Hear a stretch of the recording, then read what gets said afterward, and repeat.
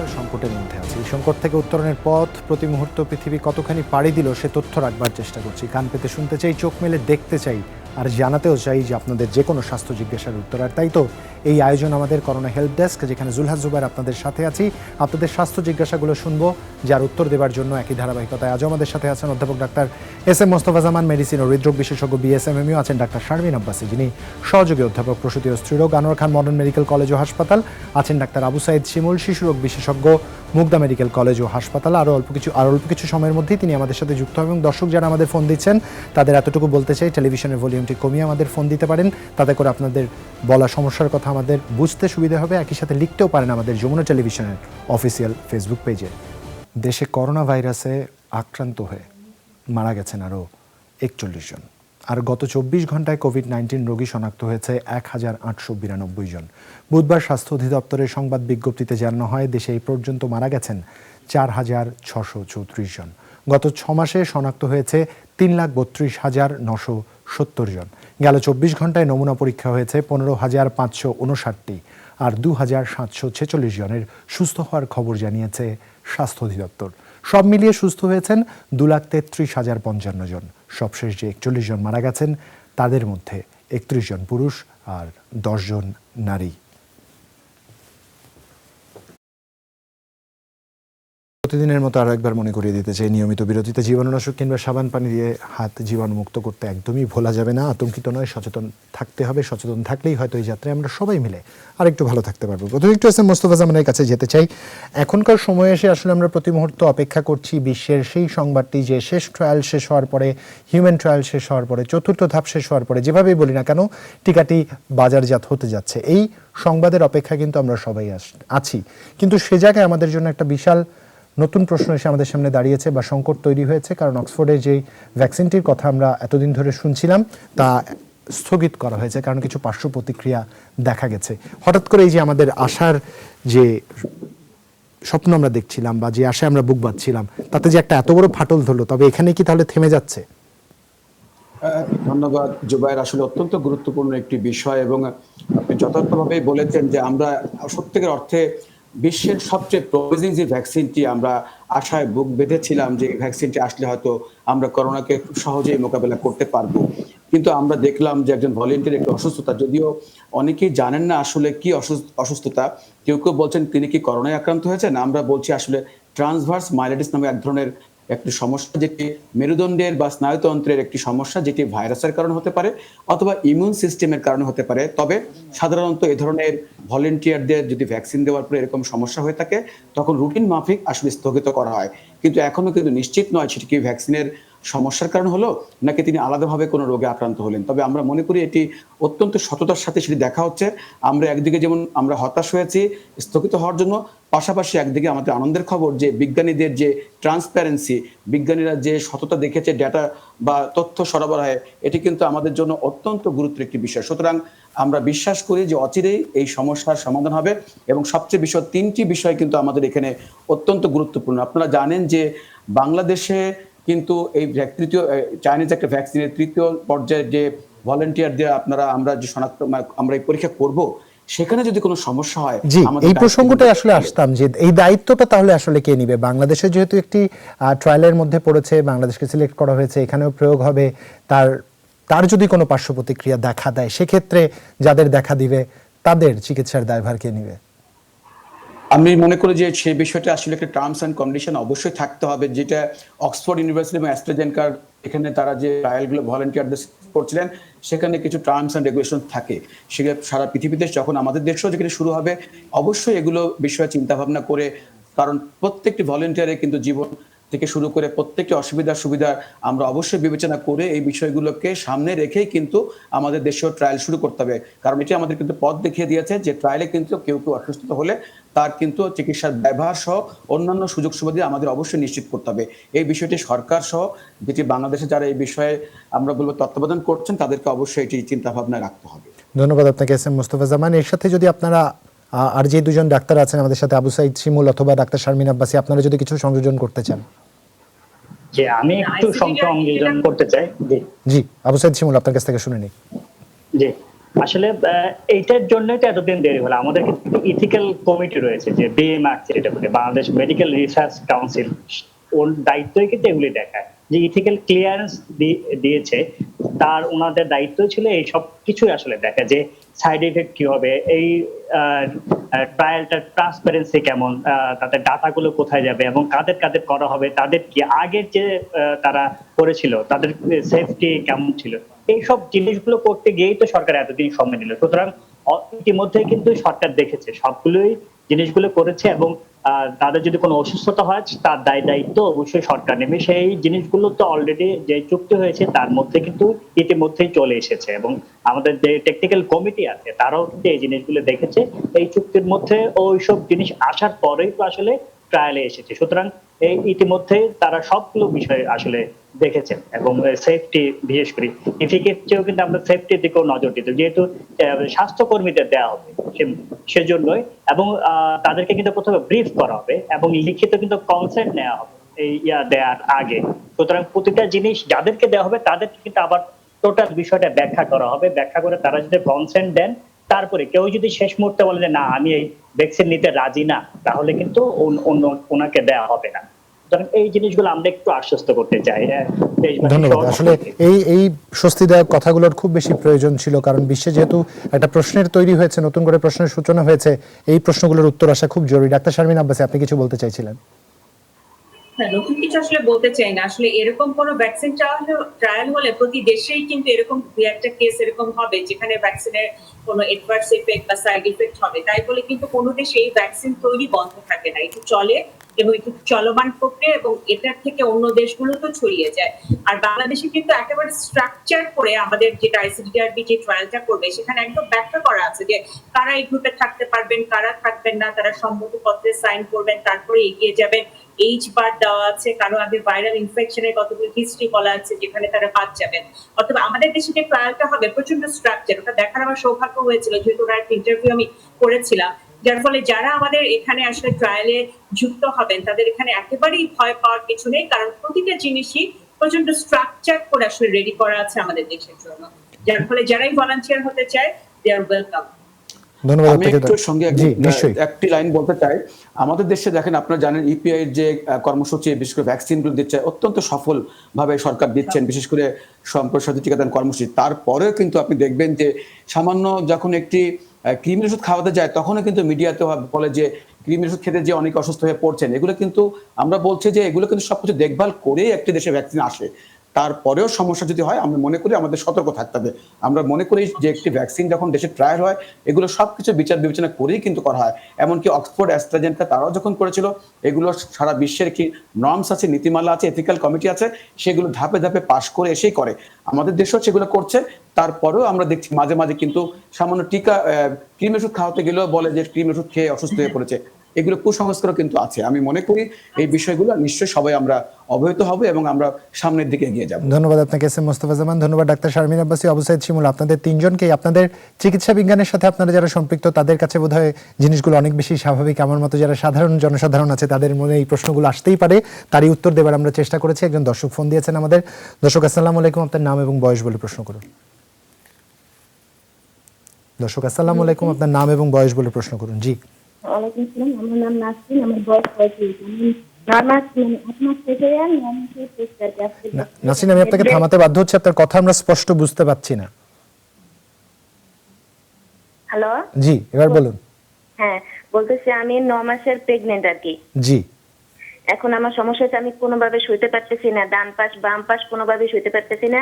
এখন আমি আল্ট্রাসাউন্ড করিয়েছি এবং ব্লাড টেস্ট করিয়েছি। ব্লাডের HbS আছে আপনার 8.4। জি। এখন এটা কোনো সমস্যা কিনা এটা একটু জানতে চাচ্ছি। আমি ডাক্তারের শরণাপন্ন হচ্ছি, উনি বলছে যে নরমাল, আমার আগে এই দ্বিতীয় বাচ্চা, কিন্তু আমার প্রথম বাচ্চা দ্বিতীয় বাচ্চা নরমালে। এখন উনি ওই যে ডাক্তার দেখিয়েছে উনি বলছে যে মানে এখন ব্লাডের সমস্যা আছে আর কি। আচ্ছা, রক্ত কম আছে, নরমাল হলেও দেয়া লাগতে পারে আর সিজার হলেও দেয়া লাগতে পারে। ধন্যবাদ নাসরিন, আমরা বুঝতে পেরেছি। আপনি আমাদের সাথে থাকবেন। ডাক্তার শারমিন আব্বাসীর হয়তো আরো কিছু জানার থাকতে পারে। ডাক্তার শারমিন আব্বাসী। আমি যতটুকু জেনেছি উনি 9 মাসের প্রেগন্যান্ট এই কথাটি বলেছেন এবং হিমোগ্লোবিন 8 এতটুকু পর্যন্ত আমি বোধগম্য আমার কাছে। উনি জানতে চেয়েছেন আর একই সাথে উনি বলেছেন যে ওনার শুতে কষ্ট হচ্ছে, উনি শুতে পারছেন না ঠিকমতো, ডানে বামে নড়তে পারছেন না। উনি আরও বলেছেন যে যে উনি যার আন্ডার অবজারভেশনে আছেন তিনি বলেছেন রক্তের প্রয়োজন হতে পারে, তা সিজারিয়ান সি সেকশনের ক্ষেত্রেও প্রয়োজন হতে পারে, নর্মাল ডেলিভারির ক্ষেত্রেও প্রয়োজন হতে পারে। আসলে ওনাকে যে প্রশ্নের উত্তর দিতে চাই সেটি হচ্ছে যে 9 মাস প্রেগন্যান্সি মানে একেবারেই অ্যাডভান্স স্টেজে আছে প্রেগন্যান্সি, হয়তো ওনার আর অল্প কিছুদিন বাকি আছে ডেলিভারি হওয়ার জন্য। উনি বলেছেন আগের দুটো ডেলিভারি নরমাল হয়েছে, সেই হিসেবে কিন্তু আমরা আশাই করছি যে এবারে ডেলিভারি হচ্ছে ওনার নরমাল হবে যদি ওনার কোনো সমস্যা না থাকে অথবা বাচ্চার কোনো সমস্যা না থাকে।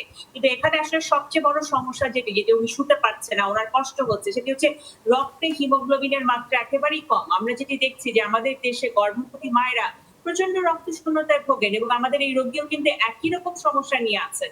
এবং এই হিমোগ্লোবিন আপনি যদি বলেন যে আমার কাছে যদি আপনি থাকতেন এই হিমোগ্লোবিন নিয়ে আমি কখনোই ডেলিভারির জন্য আপনাকে অ্যালাউ করব না।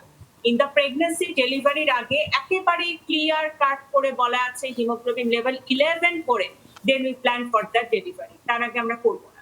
তো সেই হিসেব যদি আমি করে দেই তাহলে এইটা আছে এখন হিমোগ্লোবিন 2 ব্যাগ রক্ত দিতে হবে বিফোর দ্য ডেলিভারি, ডেলিভারির আগে নিজেকে তৈরি করার জন্য, সুন্দর করে ডেলিভারি হওয়ার জন্য, সুস্থ বাচ্চা ডেলিভারি করার জন্য এই মুহূর্তে 2 ব্যাগ প্যাক্সেল ভলিউম বা পিসিবি খুব দরকার।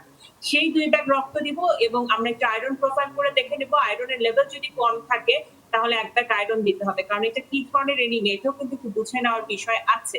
এবং তারপরে যে বিষয়টি আছে যখন হিমোগ্লোবিন আমরা দেখবো যে 10 এর উপরে আছে then we plan for the pregnancy. এবং আপনি যেহেতু এখন রক্ত কম, হিমোগ্লোবিন কম থাকলে এরকম শ্বাসকষ্ট লাগে।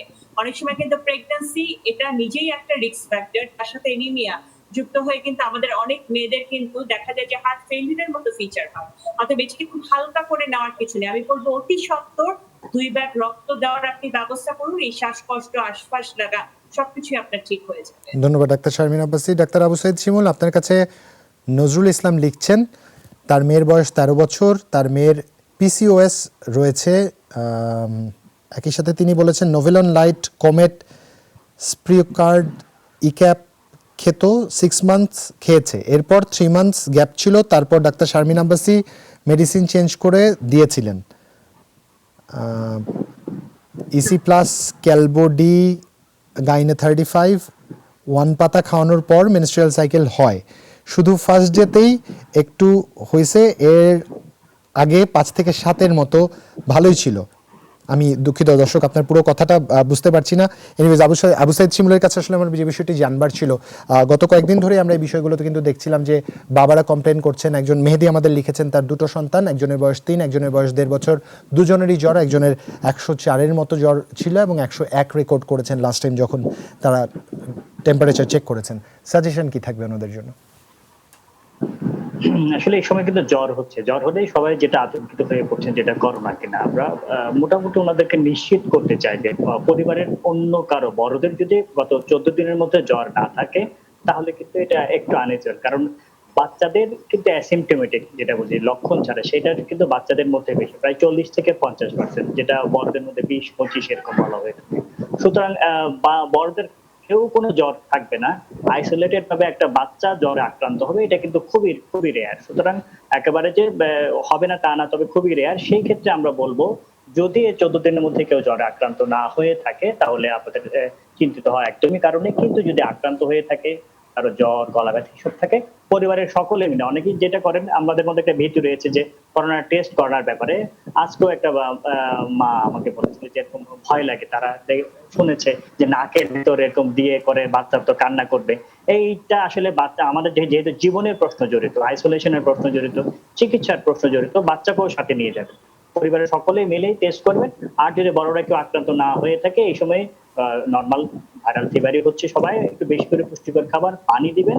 আর যেটা এইজ বা নাপা বয়স অনুযায়ী 5 বছরের বয়সের জন্য 1.5 বছর করে 1.5 চামচ করে 3 বার, আর 1.5 বছরের বাচ্চার জন্য 1 চামচ করে 3 বার, এটা একটু খাবেন। যদি সর্দি থাকে ফ্লেক্সো সিরাপটা বয়স অনুযায়ী খাবেন।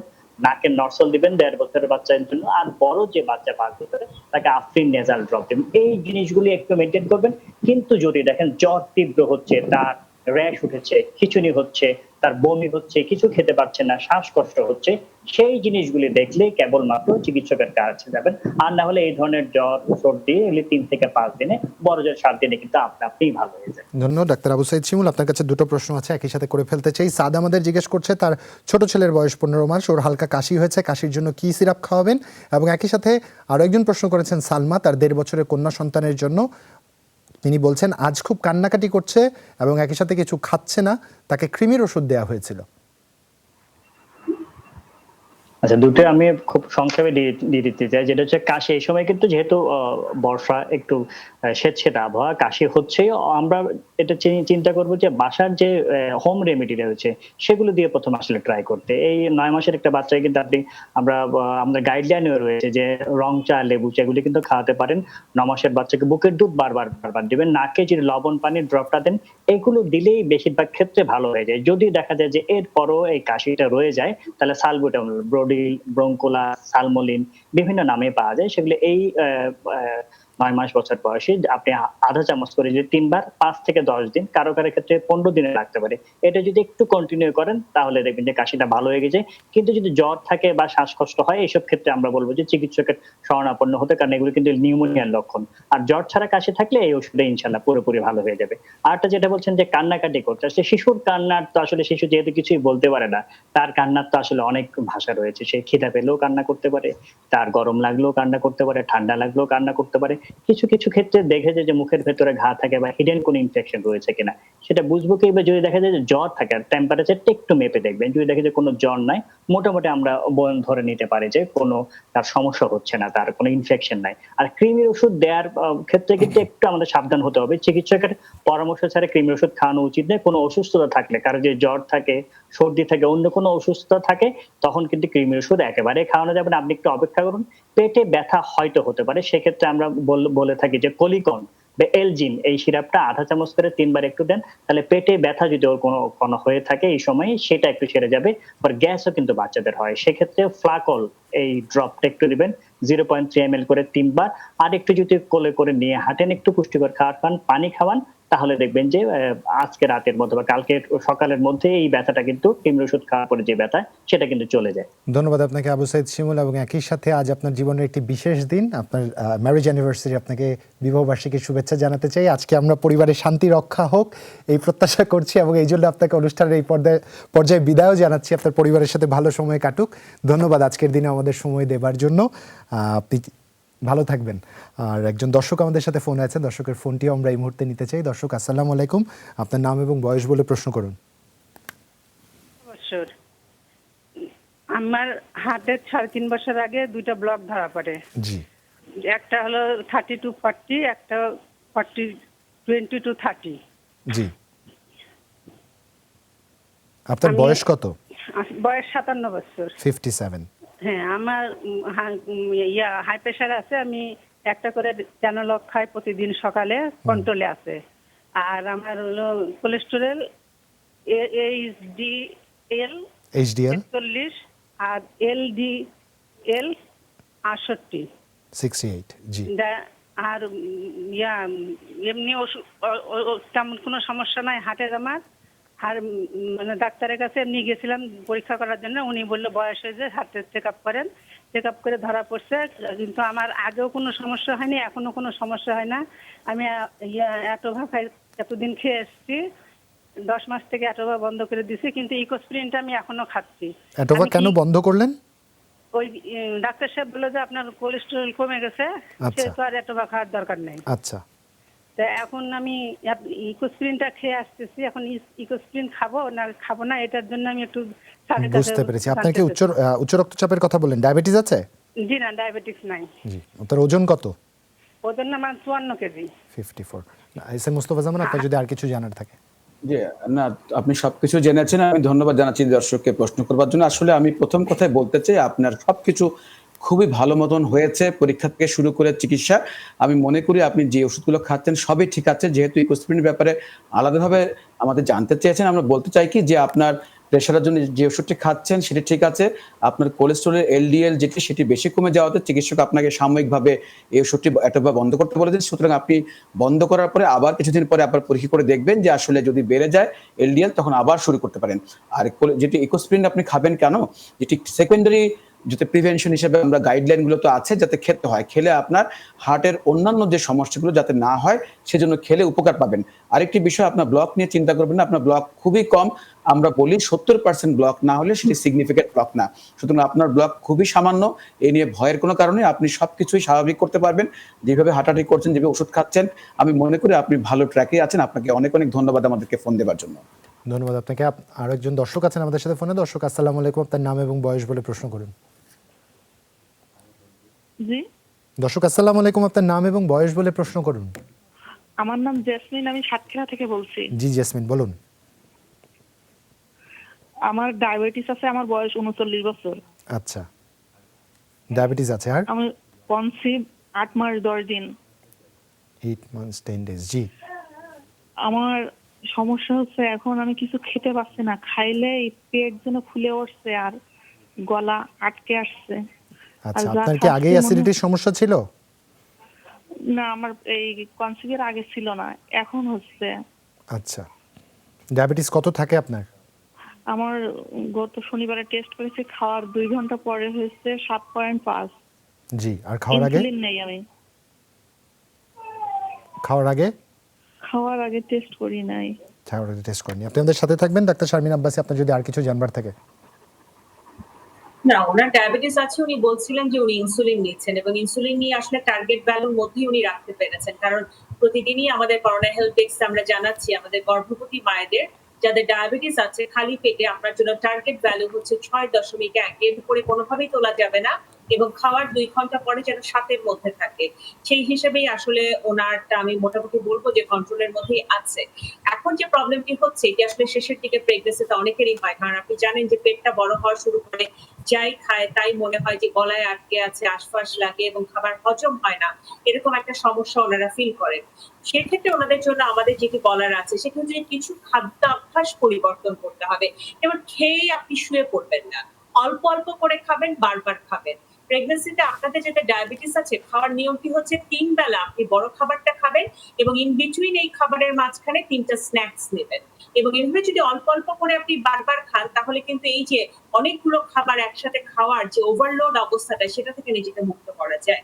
এবং এক্ষেত্রে আসলে শেষের দিকের প্রেগন্যান্সিতে আমরা বলি যে একটু চেষ্টা করবেন যে খাবারগুলোতে আসলে মশলা বেশি আছে, তেল বেশি আছে, যেগুলোতে একটু ফ্যাট বেশি আছে সেই খাবারগুলোকে যতটা পারা যায় একটু অ্যাভয়েড করেন। এবং প্রেগন্যান্সিতে অনেক সময় কিন্তু জানি যে আমরা গল ব্লাডারের সমস্যাটা অনেক সময় বেড়ে যায়।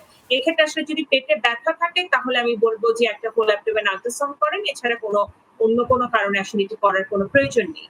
আর আমরা ওষুধের ক্ষেত্রে আপনাকে অনুরোধ করব ট্যাবলেট অমিডান একটা করে আপনি 3 বেলা খাবেন খাওয়ার আগে এবং গ্যাভিস্টান সিরাপ নাম একটা সিরাপ, যদি এটা আপনার সাতক্ষীরায় না পাওয়া যায় তাহলে অ্যান্টাসিড সিরাপ, যেটা প্লেন, কোনো প্লাস না, প্লেন অ্যান্টাসিড সিরাপ অথবা গ্যাভিস্টান সিরাপ 3 চামচ করে 3 বেলা এটা আপনি খান এবং সাথে গ্যাস্ট্রিকের ওষুধ আমি বলবো প্যান্টোনিক্স 40 সেটা 2 বেলা খাওয়ার আগে খান।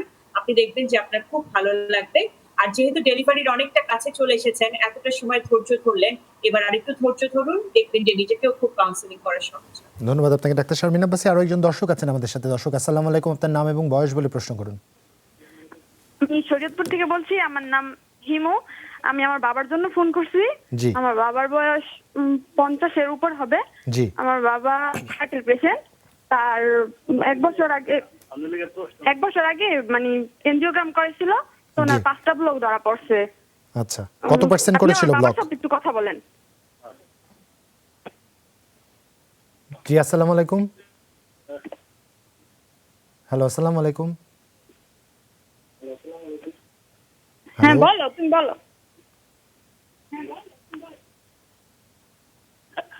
জি জি, আসসালামু আলাইকুম। আপনার 5টা ব্লক ধরা পড়েছে আমরা জানতে হ্যাঁ, পেরেছি। 5টা কত পার্সেন্ট ব্লক করে ধরা ব্লক পড়ছে। ছিল? 89%। 89? হ্যাঁ, ওনার হাঁটতে খুব প্রবলেম, একবারই হাঁটতে পারে না। একটু হাঁটলেই বুকে ব্যথা হচ্ছে, আর যখন ব্যথা ওঠে তখন প্রচুর ঘাম হয়, প্রেসার বাইরে যায়। আচ্ছা, উনি ওষুধ কি কি খাচ্ছেন এখন?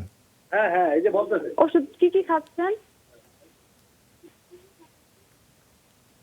চিকিৎসা হ্যাঁ বাবা ওষুধ খাইতেছেন কোনটা কোনটা?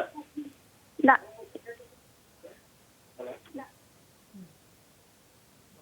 দর্শক, আপনাদের একটু মনে করিয়ে দিতে চাই, আপনাদের প্রত্যেকটি ফোন কল আমাদের কাছে গুরুত্বপূর্ণ। আপনারা যদি দীর্ঘ সময় নিয়ে প্রশ্ন করেন তাতে আরেকজনকে বঞ্চিত করা হবে। যত সংক্ষেপে বলা যায়। কোমরে খুব ব্যথা হচ্ছে, কোমরে খুব ব্যথা হচ্ছে, মানে উনি ডাক্তার দেখাইছিল, ওনারে বলছে যে ওনার ক্যালসিয়াম কম আছে, একবারই হাঁটতে পারে না। আচ্ছা, বুঝতে পেরেছি। ধন্যবাদ আমাদের ফোন দেওয়ার জন্য। এস এম মোস্তফা জামান, আপনি শুনছিলেন।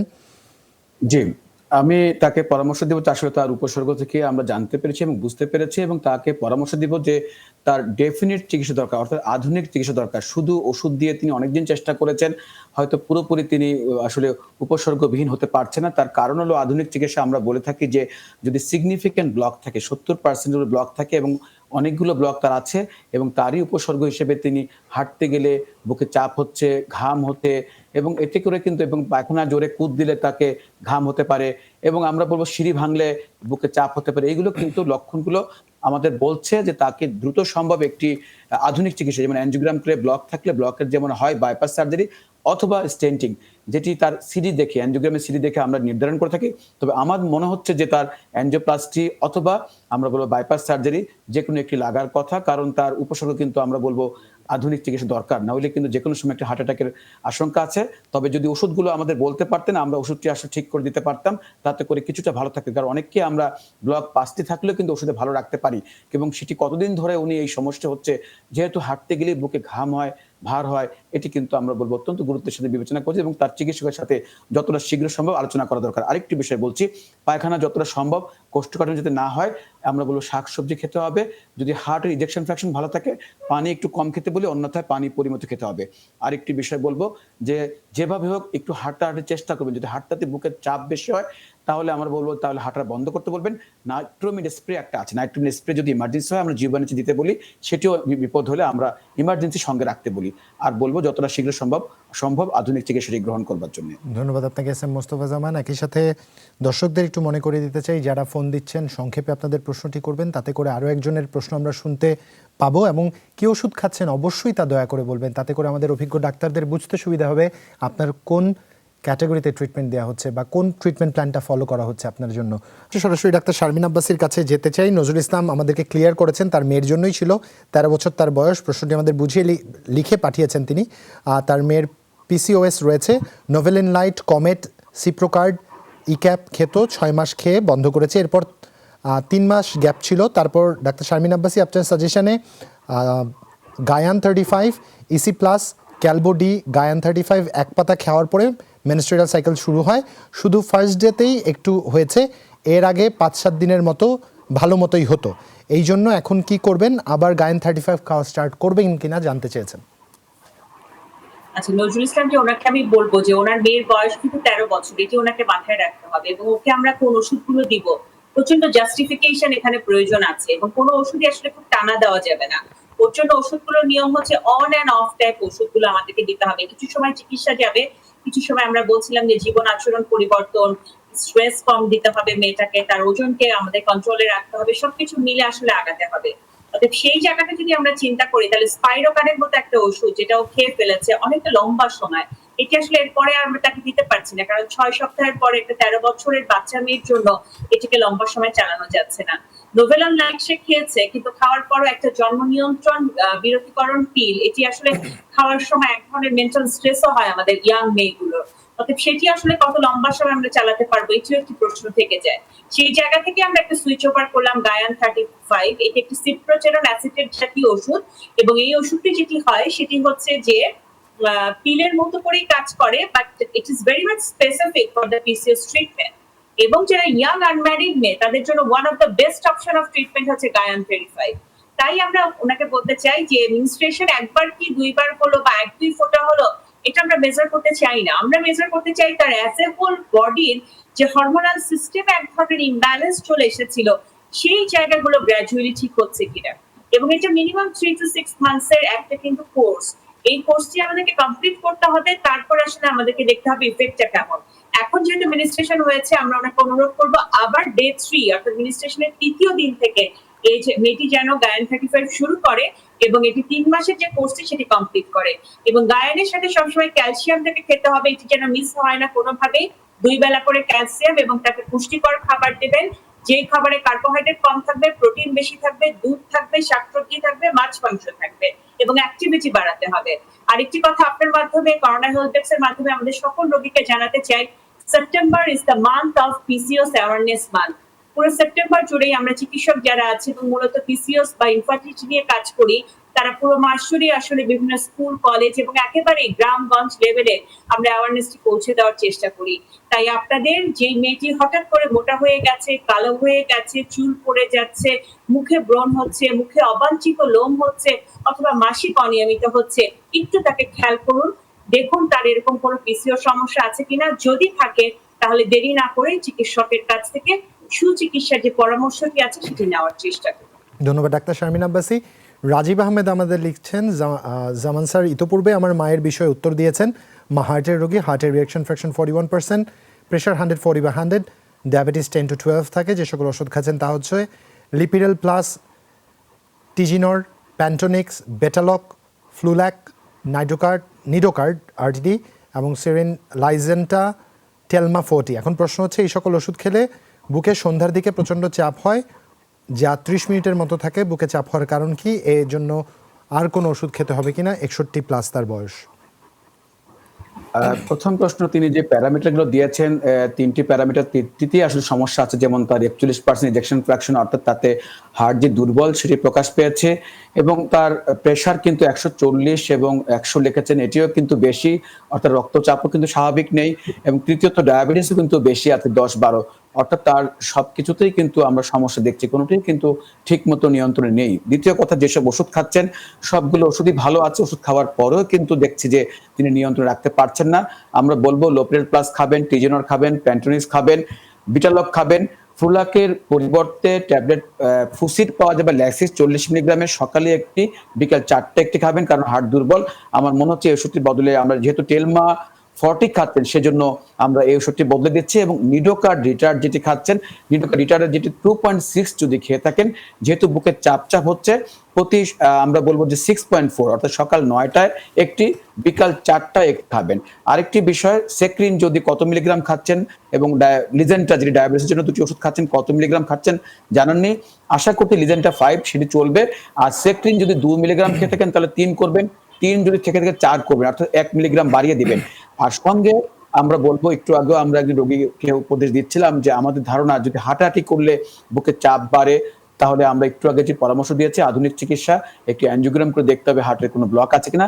কারণ কি, যদি কোনো হঠাৎ করে বুকে চাপ হয়, কোনো দুর্ঘটনা ঘটে থাকে, তাহলে কিন্তু আমরা সময় পাবো না। আমরা তাদেরকে সতর্ক করছি, পানি কম পান করবেন, খাদ্যাভ্যাসে শাকসবজি রাখেন। আরেকটি বিষয়, নাইট্রোমেট একটা স্প্রে, এটা স্প্রে জিহ্বার নিচে কোনো বুকে যখন ব্যথা হবে মাঝে মাঝে আমরা দিতে বলি, তাহলে কিন্তু ইমার্জেন্সিটি আপনি এড়িয়ে চলতে পারবেন। আশা করি ভালো থাকবেন, সব ওষুধ খাচ্ছেন, সঙ্গে একজন চিকিৎসকের সাথে সত্তর দেখা করে কার্যকর ব্যবস্থা নেবেন। ধন্যবাদ আপনাকে এস এম মোস্তফা জামান। সাজ্জাদ হোসেন লিখছেন, তার স্ত্রীর বয়স 32, ওজন 64, বর্তমানে 4 মাসের গর্ভে, দ্বিতীয় সন্তান। গত কিছুদিন থেকে খুব বেশি কোষ্ঠকাঠিন্য হচ্ছে, ইসবগুলের ভুসি, শাকসবজি, অ্যাভোলাক খাচ্ছে, কিন্তু যখন ডুরেলাক অথবা সাপোজিটরি দেওয়া হয় তখন স্টুল পাস হয়। এসব জিনিস ব্যবহার করে কোনো সমস্যা হবে কিনা জানতে চেয়েছেন তাহলে তিনি, ডাক্তার শারমিন আব্বাসী। এটা কোনো সমাধান নয়, এভাবে করে পুরো প্রেগন্যান্সি পার করা যাবে না। এখনো তাকে 5 মাস পার করতে হবে। 5 মাস কখনোই কারো বাওয়েল মুভমেন্টটা সেটা সাপোজিটরি আর ওষুধ নির্ভর হতে পারে না। তার মানে কি, এটিকে জীবন আচরণের পরিবর্তনের মধ্য দিয়ে নিয়ে আসতে হবে।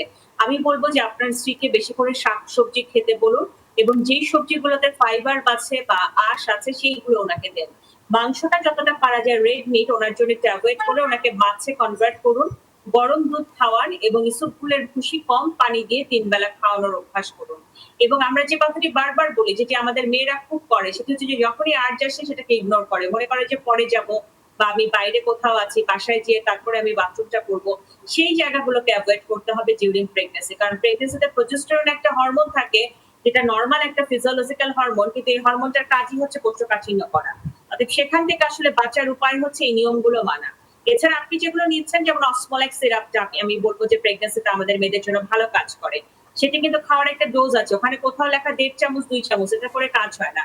যদি খেতেই হয় তাহলে 6 চামচ মিনিমাম খেতে হবে, 6 চামচ করে 2 বেলা। যখন স্টুলটা সফট হয়ে যাবে তখন সেটাকে বন্ধ করবেন। আর একটি বিষয় একটু দেখে নেন, কারণ প্রেগন্যান্সিতে সেরাম টিএসএইচ লেভেল যদি কারো অ্যাবনর্মাল হয়, তার কিন্তু এরকম ক্রনিক কনস্টিপেশন থাকে। তাই একটা অনুরোধ থাকবে, সেরাম টিএসএইচ লেভেলটা করে আমরা আমাদেরকে একটু জানাবেন, সেখানে ঝামেলা আছে কিনা আমরা দেখব।